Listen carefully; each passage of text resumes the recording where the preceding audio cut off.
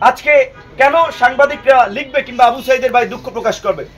এই দেশের যত গণ আন্দোলন হয়েছে সেই আন্দোলনের শহীদদেরকে নিয়ে ব্যবসা করা হয়েছে। আওয়ামী লীগ যেভাবে মুক্তিযুদ্ধের চেতনা নিয়ে ব্যবসা করেছে, এই গণ অভ্যুত্থানের ঠিকাদার দাবি করা কতিপয় ছাত্র নেতা এবং দু চারজন ব্যক্তি সংগঠন, তারা তাদের এই চেতনা বা চেতনার ব্যবসা করেছে।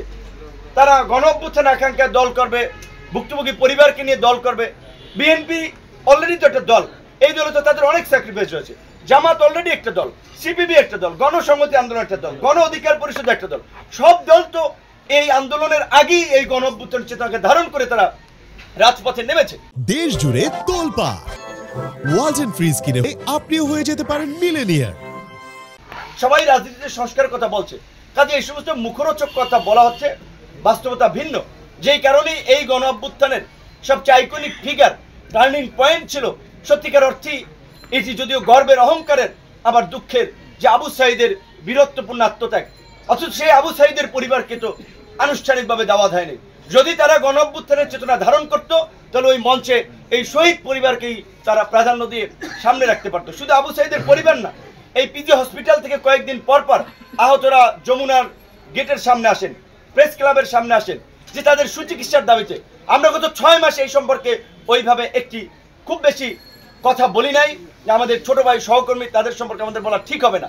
তারা গণ অভ্যুত্থানের এই আহতদের তালিকা নিয়েও যে 9-6 স্বজনপ্রীতি করেছে। যারা তাদের রাজনীতি করবে তাদেরকে একটা ভালো ক্রাইটেরিয়া, তাদেরকে বিদেশ পাঠানোর প্রাধান্য দেওয়া, যারা তাদের কথা শুনছে না, তাদের রাজনীতিতে যুক্ত হচ্ছে না, তাদেরকে প্রাধান্য দেওয়া হচ্ছে না। এই ঘটনাগুলো আপনারা খোঁজ নেন। এখন তাদের অনেকের ফেসবুক ফলোয়ার আছে, আন্দোলনের কারণে একটা হাইপে ফিগার হয়েছে। এখন তাই বলে আপনারা ভাবছেন যে তাদের বিরুদ্ধে নিউজ করাও ডিফিকাল্ট, বলাও ডিফিকাল্ট না। আপনাদেরকে সত্য উন্মোচন করতে হবে। গণমাধ্যমের শক্তি অনেক, গণমাধ্যমকে আজকে স্বাধীনভাবে কাজ করতে হবে। কয়েকদিন আগে যদিও আমরা দেখেছি বিভিন্ন গণমাধ্যম হাউসে লিস্ট ধরিয়ে দেওয়া হয়েছে, অমুককে চাকরিচ্যুত করেন, অমুকে এই তমুকে এইটা করার কে, যারা এই যে লিস্ট ধরিয়ে দিয়েছে। কাজী গণ অধিকার পরিষদের পক্ষ থেকে এটিও গণমাধ্যমকে এনশিওর করতে চাই, কোনো রাজনৈতিক দলের প্রেসক্রিপশনে কোনো গণমাধ্যম হাউস থেকে কোনো কর্মীকে ছাঁটাই করা চলবে না। গণমাধ্যম কর্মীরা তাদের মর্যাদা সম্মান নিয়ে স্বাধীনভাবে কাজ করবে। গণমাধ্যমের মালিকরা যার যে হাউস ছিল সে সেভাবে চালাবে। যদি কেউ অপরাধ করে থাকে আইনগতভাবে তার বিরুদ্ধে পদক্ষেপ নেওয়া হবে। কিন্তু কাউকে টাকা দিয়ে পয়সা দিয়ে ম্যানেজ করে ব্যবসা করবে, চালাবে, প্রতিষ্ঠান চালাবে, এই ধরনের অনৈতিক পন্থায় যাবেন না, তারা রেহাই পাবেন না। ছাত্রদেরকে কিছু পয়সা দিয়ে যদি রেহাই পেতে চান, জনতা রুখে দেবে আপনাদেরকে।